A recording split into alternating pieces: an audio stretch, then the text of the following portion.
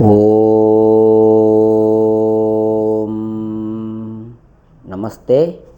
ఈరోజు వేదమంత్రము ఓం ఇంద్రప్రణోరథం అవా పశ్చాచిత్ స్తన్నమద్రివః పురస్తాత్ ఏనం మే క్రుధి. ఋగ్వేద మంత్రము ప్రతిపదార్థము ఇంద్ర అనగా ఓ ఇంద్ర అంటే భగవంతునికి ఇంద్రుడని పేరు. అద్రివః వజ్రము కలవాడా, నహ మాకు, పశ్చాత్ చిత్ సంతం వెనుకనే ఉండి, రథం రథమును, ప్ర అవ బాగుగా రక్షింపుము, మే నా యొక్క, ఏనం ఈ రథమును, పురస్తాత్ ముందుకు సాగుదానినిగా, కృధి చేయుము.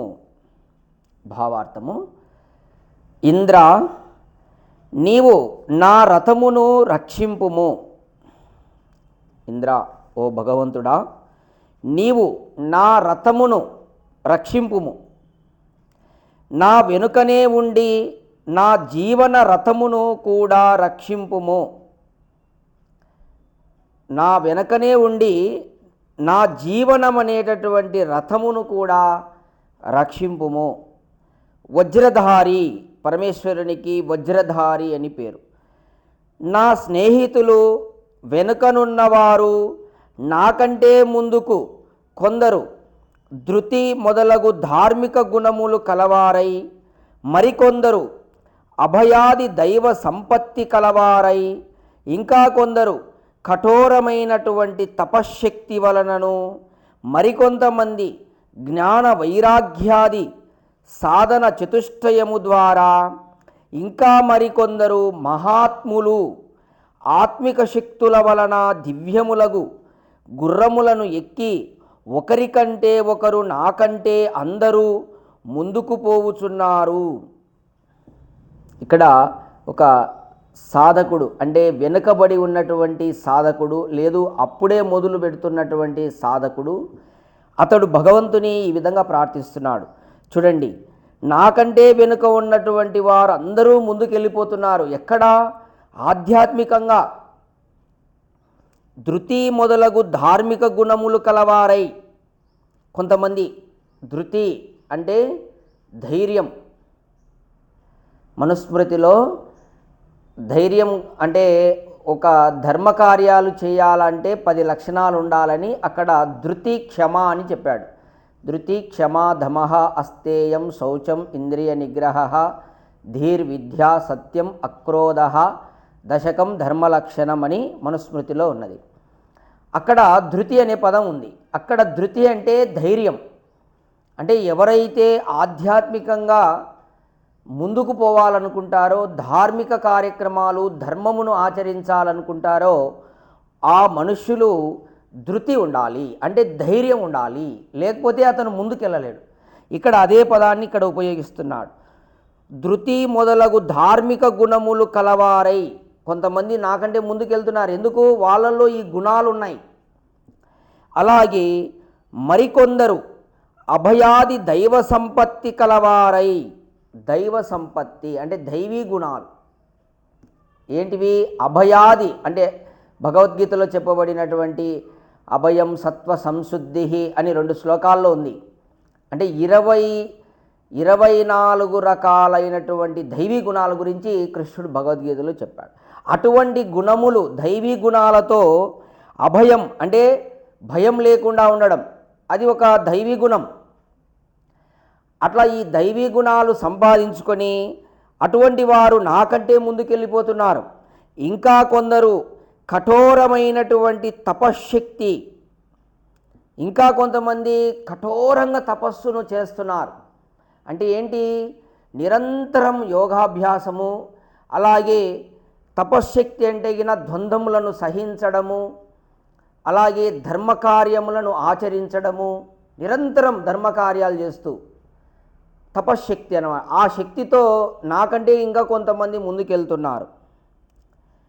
మరికొంతమంది జ్ఞానము వైరాగ్యాది సాధన చతుష్టయము ద్వారా,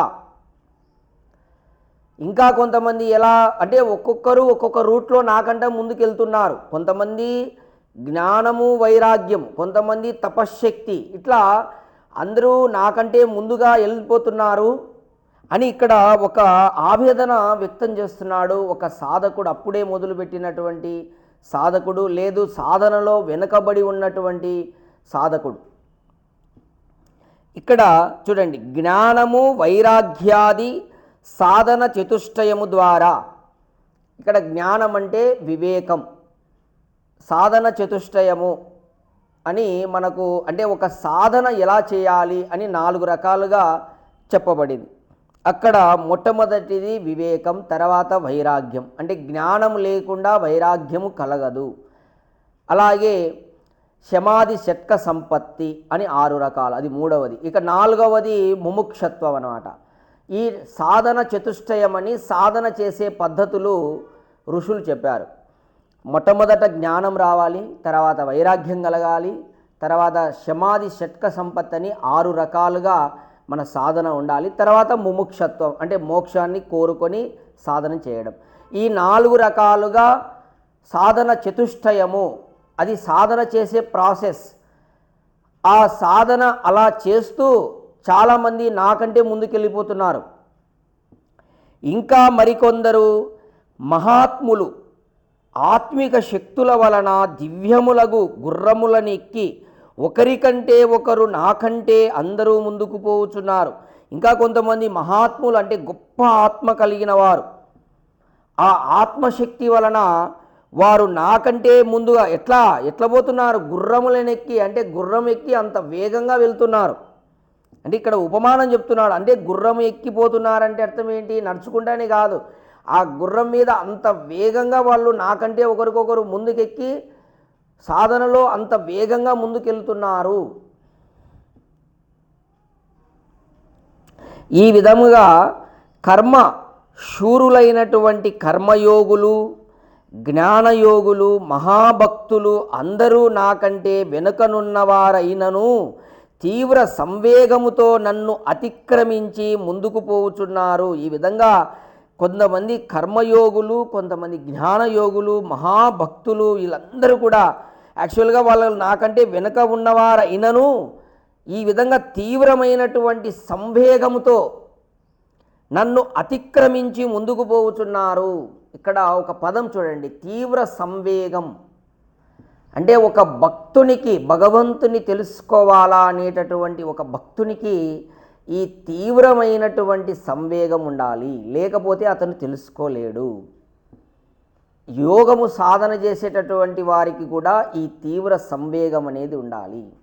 పతంజలి మహర్షి యోగ దర్శనంలో తీవ్ర సంవేగానాత్ ఆసన్నః అన్నాడు. అంటే ఎవనిలో అయితే తీవ్రమైనటువంటి సంవేగం, అంటే తొందరగా నేను చేరుకోవాలా అనేటటువంటి ఆ ఆరాటం ఎవడికి ఉంటుందో అతను తొందరగా చేరుకోగలుగుతాడు, లేకపోతే అతను యోగంలో ముందుకెళ్ళలేడు. యోగంలోనే కాదు, భగవంతుని యొక్క జ్ఞానం పొందడంలో కూడా అతను ముందుకెళ్ళలేడు. కాబట్టి ఒక సాధకునికి తీవ్రమైనటువంటి సంవేగం అనేది ఉండాలి. అంటే ఏమి ఉండాలి, అతను సాధనలో వేగం పెంచుకుంటూ వెళ్ళాలి. రోజు రోజుకి తన వేగాన్ని ఇంప్రూవ్మెంట్ చేసుకోవాలి, అంటే తన సాధనను ఇంప్రూవ్మెంట్ చేయాలి. అప్పుడు ఆ సాధకుడు ముందుకెళ్తాడు, లేకపోతే ముందుకెళ్ళలేడు. ఇక్కడ అదే ఉపయోగించాడనమాట. తీవ్ర సంవేగముతో నన్ను అతిక్రమించి ముందుకు పోవుచున్నారు చాలామంది. మరి మందగతితో అందరికంటే వెనుకనున్న నన్ను ఉన్నతిని చేసియు నిరంతర ప్రగతి కలవానినిగా చేసియు ఇతరుల కంటే ముందుకు పోవానిగా చేసి రక్షింపుము. చూడండి, ఇక్కడ ఈ మంత్రము ఇప్పుడున్నటువంటి సమాజానికి బాగా వర్తిస్తుందండి. ఇప్పుడున్న మనుషులందరూ ఈ సాధనలో వెనుకబడి ఉన్నారు. కాబట్టి అందరూ మేలుకోవాలి. మేలుకొని ఈ విధంగా భగవంతుని ప్రార్థించండి, ఇలా వేదమంత్రము ద్వారా అర్థించండి. స్వామి, ఓ ఇంద్ర, పరమేశ్వర, చూడండి, నాకంటే ఇంతమంది వేగంగా ముందుకెళ్తున్నారు, కానీ నేను మందగతితో అంటే మందబుద్ధితో తమోగుణంతో నేను అందరికంటే వెనుక ఉన్నాను. కాబట్టి నన్ను ఉన్నతుని చేసియు నిరంతరము ప్రగతి కలవానినిగా చేసియు అందరికంటే ఇతరుల కంటే ముందుకు పోవానిగా చేసి రక్షింపుము. అంటే వాళ్ళు ఎవరెవరైతే సాధనలో వేగం పెట్టుకొని ముందుకెళ్తున్నారో వాళ్ళకంటే కూడా నన్ను ముందుకు చేసి నన్ను రక్షింపుము. నిరంతరం ప్రగతి గలవా అంటే ఒక సాధకుడు ఈ విధంగా పరమాత్మను ప్రార్థన చేయాలి. నిరంతర ప్రగతినే కోరుకోవాలి సాధకుడు, వెనుక పోవద్దు. తను ఇతరుల కంటే నేను ముందుండాలని కోరుకోవాలి సాధకుడు. అంతేగాని వాళ్ళు పోతే పోనీలే, నేను ఇన్నే నా సాధన ఇంతేలే అని అనుకోకూడదు. సాధకుడు అట్లా అనుకుంటే అతను అక్కడే ఆగిపోతాడు, ఇంకా పైకి రాలేడు, ఎదగలేడు. మనము స్పోర్టివ్ స్పిరిట్ అంటారన్నమాట దీన్నే. అంటే మనం ఎక్కడ స్పోర్టివ్ స్పిరిట్ ఉండాలంటే ఇదో ఇలా ఆధ్యాత్మికంగా భగవంతుని తెలుసుకునే మార్గాలలో మనం ఇతరుల కంటే ముందు ఉండాలి అని పరమాత్మను కోరి మమ్మల్ని రక్షించు, నిరంతర ప్రగతి కలవానిగా మమ్మల్ని కాపాడి వారికంటే మమ్మల్ని ఉన్నతులను చేసి రక్షింపుము అని ఈ మంత్రంలో ఒక మందగతి అయినటువంటి సాధకుని యొక్క ఆవేదన ఇలా ప్రార్థించి నువ్వు ముందుకెళ్ళాలని పరమాత్ముడు తెలియజేస్తున్నాడు. ఈ యొక్క జీవన రథాన్ని ఆ విధంగా ముందుకు తీసుకెళ్ళాలి అని, ముందుకు నడపాలి అని పరమాత్ముడు మనం ఇలా ప్రార్థన చేస్తూ మనం ముందుకెళ్ళాలి. చూడండి ఎంత అద్భుతమైనటువంటి వేద మంత్రము. ఇలా వేద మంత్రాల్లో మనల్ని తట్టి పైకి లేపి ముందుకు నడిపించేటటువంటి మంత్రాలు చాలా ఉన్నాయి. కాబట్టి మానవులందరూ కూడా దీన్ని బాగా గమనించి మన సాధన వేగాన్ని పెంచి మనం తొందరగా ఆ పరమాత్మను చేరుకునేదానికి ఈ యొక్క జీవన రథాన్ని ముందుకు నడపాలని తెలియజేస్తూ అందరికీ నమస్తే. ఓం తత్ సత్.